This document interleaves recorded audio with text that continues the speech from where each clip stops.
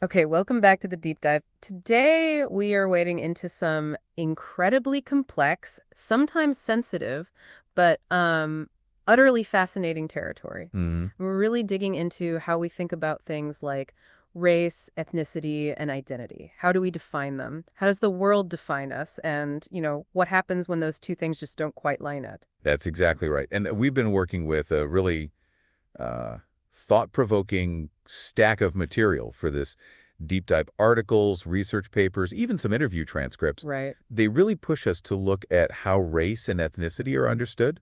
Sometimes, Oh, yes. Absolutely. And the short answer, based on the material, is that this fear is not inherent to being human.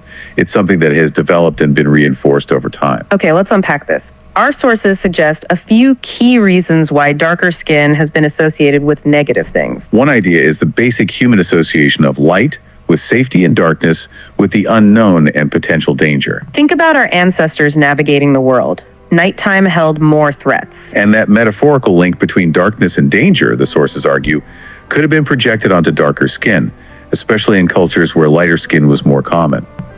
Here's where it gets really interesting. The sources also point to social hierarchies. In many societies, people who worked outdoors got darker skin. While elites who stayed indoors remained lighter. Over time, this created a symbolic link between dark skin and lower status manual labor. And unfortunately, that symbolic link could then be twisted into negative associations. The sources also emphasize the role of colonialism, European powers, when they encountered people with darker skin. Their existing biases, sometimes rooted in those early color metaphors or social class associations, were often amplified and used to justify oppression. They even developed pseudoscientific theories like polygenism, which falsely claimed different races had different origins and that white people were superior. So this fear isn't some natural human instinct. It has historical and social roots. It's a learned bias, unfortunately, one with a long and damaging history. This connects directly to how these categories we're talking about get defined. Right, because once you start creating these false hierarchies and negative associations, It becomes easier to define certain groups as other and to justify mistreatment. so to reiterate, this fear is not an inherent part of being human. It's a product of historical, cultural, and social factors, as our sources clearly indicate. It's a crucial point that these perceptions are constructed, not biological realities. Which leads us right back to how the whole idea of race gets programmed into us. Yeah, from the culture we grew up in. You're not born seeing race because it's not inherently there in a biological sense. The sources even float this hypothetical, right? Like, if race was biologically real, maybe racism could be innate. And they mention some debates referencing things like Shelby versus Garcia. Right, but the core view presented here is that the framework of race itself is something we learn, a cultural construct. And unfortunately, a construct that's been used to cause immense harm. The sources mention historical attempts by some anthropologists to demonstrate the alleged inferiority of certain groups. The phrasing in the notes seemed a bit off, but the context clearly points towards justifications for prejudice against non-white groups. Think eugenics, that whole terrible history. Yeah, awful stuff. But thankfully, the sources also highlight figures like Franz Boas, who really pushed back against that. What was his argument? Boas emphasized that the variation within any local population is fundamental. You couldn't just point to someone who didn't fit a supposed ideal type and dismiss them as foreign. Diversity is inherent everywhere. So, putting this all together, the idea of race as a social construct is really central here. Absolutely. It's defined and maintained through social interactions, society rules, not biology. And crucially, it's tied to power. Inextricably, that's where concepts like racial formation theory come in, Omi and Weinert mentioned. Race is this dynamic identity, constantly shaped by history, politics, social struggle. Fitting into broader sociology. And the sources note this view really gained traction after the 1960s. Right. And this is critical, just because it's socially constructed doesn't mean it's not real in its effects. No, absolutely not. The consequences are tangible, profound. The sources talk about health disparities research, for example. Using race not as a biological cause, but as a way to track the sociocultural reasons for different health outcomes, like access to care, environmental factors, discrimination, stress. It's a lens to see the social landscape, basically. Or the criminal justice system, another area mentioned. Racial disparities there are undeniable, a direct result of how this social construct operates within systems of power. And within that social construct, there's another layer the sources bring up: colorism. Yes, described as intraracial racism. So discrimination within a racial group, usually based on skin tone, lighter skin often favored over darker. And they give that really striking example from Charles Mills, the brown paper bag clubs. Yeah, it's quite shocking. Social clubs where only black people whose skin was lighter than a brown paper bag could get in. If you were darker, you were out. It just brutally illustrates how colorism works. Even within a group society labels one way, these internal hierarchies based on skin tone can cause real harm. It's a stark reminder. Okay, so with that foundation, race as this powerful social construct with real world effects, we can pivot to something the sources really delve into: transracialism. Right, and this is where things get even more complex, especially recently. The sources point to the Rachel Dolezal case. That definitely brought it into the mainstream of conversation. It did. It sort of wrenched transracial out of the adoption context, where it used to mean, parents adopting a child of a different race. And put it right into conversation with transgender. Exactly. And the sources use the transgender experience explicitly as a lens for thinking about racial identification fluidity. Thinking with trans, they call it. A framework to explore identifying differently than how society might peg you based on looks or ancestry. Yeah, and they even break down different types of this fluidity. There's the trans of migration, moving from one established category to another. Okay. The trans of between identifying with reference to categories, but sort of belonging ambiguously in the middle. And the trans of beyond, claiming to transcend racial categories altogether. So the Dolezal situation really lit a fire under this discussion, and the sources note the strong reaction, especially from the adoption community. Very strong. They describe labeling Dolezal transracial as erroneous, ahistorical, and dangerous. Why dangerous in their view? Well, the sources explained their concern was that if someone could just choose or change their race, it undermined their position that transracial adoptees cannot change their race. For them, protecting the idea of a stable, fixed racial identity for adoptees was crucial. It was about strengthening and stabilizing racial identity. Which leads to this really interesting paradox the sources highlight. The gender versus race comparison. Right. They say gender voluntarism can fairly be said to be hegemonic, which is academic speak for the idea that, especially on the cultural left, there's a growing acceptance that your gender identity is based on your internal feelings, your subjective sense of self, or maybe some innate property we don't fully grasp yet, a kind of givenness. Society increasingly says, okay, if you identify this way, that's your truth, regardless of outward appearance or birth assignment. Exactly. But then the source of contrast that sharply with racial voluntarism, calling it heretical or at best suspect. The idea of choosing your race based on feeling, that's widely rejected. So why the huge difference in society acceptance? The sources dig into that.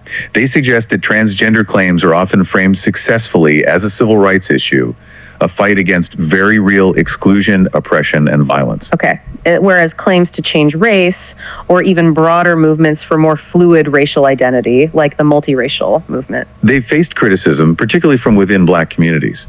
The fear highlighted in the sources is that these claims could weaken and fragment the Black community, potentially undermining civil rights agendas that rely on racial solidarity built around clear group identity. That's a really complex tension, and the sources make it incredibly real, grounding it in lived experience. They bring in Black Lives Matter, police violence. Yes, and that really powerful quote from legal scholar Jody Armour, it hits hard. Remind us. He said, Michael Brown couldn't be transracial. Those Black bodies had no choice in how they were perceived. Oof. Yeah, that just cuts right through the theoretical debate, doesn't it? It does. It's that stark contrast between discussing identity choice and the brutal reality that, for many, race is imposed, often with fatal consequences. This is something quite fundamental that our sources actually explore. Absolutely. And it's not a simple answer, but the material gives us some fascinating clues. Okay, let's unpack this. One of the sources talks about how humans often associate light with purity and good. And conversely, darkness with danger, mystery, the unknown. These associations pop up across cultures. Think about language, right? Black mark, white lie, mythology, light gods versus underworld beings. It seems to tap into some really basic survival instincts, that connection between darkness and potential threat. But here's where it gets really interesting. The sources point out that this metaphorical color bias, it's not inherently about people. Right. But when societies become unequal, that bias can be projected onto skin color. Especially if darker skin is associated with certain kinds of labor or exposure to the elements. It becomes a visible marker, unfortunately, a way to identify who's considered lower in a hierarchical society. And this wasn't just some accidental thing. The sources suggest that in societies with power structures, Skin color, being so visible, became a tool to codify those inequalities, to control and exclude. the sources also highlight the role of colonialism in all of this. How European powers, even though some tone biases existed independently in places like India. They exported and really amplified colorism globally through various means. Think about the spread of Western beauty standards, even religious imagery. So, to answer your question, it seems this negative association isn't some random quirk. It's a complex interplay of human psychology, historical power dynamics, and even the globalization of certain biases. So, what does this all mean? Well, it shows us how these perceptions, though not based on inherent truths about people, They become deeply ingrained and have very real consequences. It connects directly to what we were about to discuss. right, about how these categories of culture, ethnicity, and especially race get defined and used. Sometimes, seen as these hardwired biological facts, and other times as much more fluid social creations. Absolutely. And our mission, as always, is to take this rich source material, find the absolute most important, maybe surprising, and sometimes challenging insights, and really unpack them for you. Think of it as a shortcut. Yeah, exactly. Your shortcut to understanding the different layers of this whole conversation. So where should we getting a handle on the terms themselves? What do the sources say about defining culture, ethnicity, race? Good plan. Let's tackle culture first. The sources show this word has been used in wildly different ways. You've got Edward Tyler, the anthropologist, Right. using it in this really broad sense, like everything humans acquire as members of society. Art, morals, customs, skills, it's all in there. Super inclusive. Yeah, that's one side. But then there's this other kind of darker historical thread the sources point out, where culture was used very differently. Thinkers like Hobbes or Rousseau, and then later the whole social Darwinism thing, cultural evolution theory. They contrasted culture with a sort of state of nature, didn't they? Exactly. And that wasn't just like an academic exercise. No, definitely not. The sources really highlight how this idea of civilized culture versus uncivilized nature was used specifically to distinguish European colonial powers from the people they were subjugating. Yeah, it became a tool, a justification for power structures, for exploitation, culture as a way to label and, other people. It's pretty stark when you see it laid out like that, how a word carries that baggage. Now, the sources also mention later cultural studies, especially from the UK Stuart Williams. Right, a different focus there. Yeah, the focus shifts. It's less about just high art or civilization and more about everyday life. Consumption, leisure, how people actually live, what they listen to, wear, eat. And crucially, how that's all tied up with class, with economic production. It becomes much more dynamic about lived reality. Okay, so that's culture. What about ethnicity? How do the sources frame that? Well, they describe it using terms like organic and performative criteria, which points to this really old debate, actually. The primordialist versus constructivist thing. You got it. Are ethnic groups these fundamentally real, enduring things, almost like natural kinds? That's the primordialist view. Or are they social creations, identities assigned and maintained by society's rules, interactions, not some deep inherent essence, the constructivist idea? Exactly. So the sources show this tension. Is ethnicity something you just are, or something you actively do or perform through shared customs, language, community? And thinking about the US context, the sources bring up the classic melting pot idea. Right, shaped by waves of immigration. Creating these distinct cultural regions and just this incredibly diverse ethnic landscape we see today. The sources mention the percentages: white, Hispanic, Latino, African American, Asian, Native American populations making up significant parts of the whole. It's complex. It really is. Okay, now let's get into race. This is arguably the most charged, and the sources have a lot to say. Yeah, what's the main thrust? They're pretty clear right from the start. Biological anthropologists, they argue that human races are not coherent biological entities. That feels like a really big statement, doesn't it? Because culturally, we act like they are all the time. We do, but the science, according to these sources, says nope. They talk about traits like skin color being climally distributed. Clinally distributed, meaning it changes gradually across geography, like a slope, not steps. Exactly. It's a gradient. The sources use a great example from C. Loring Brace. He contrasts skin color with, say, ABO blood groups. Okay. So Europeans and Chinese might have relatively similar skin tones compared to equatorial Africans. But if you look at blood types, Europeans and Africans are actually closer genetically in that respect than either is to the Chinese. That really shows it, doesn't it? Different traits distributed differently. They don't just bundle up neatly into these packages we call races.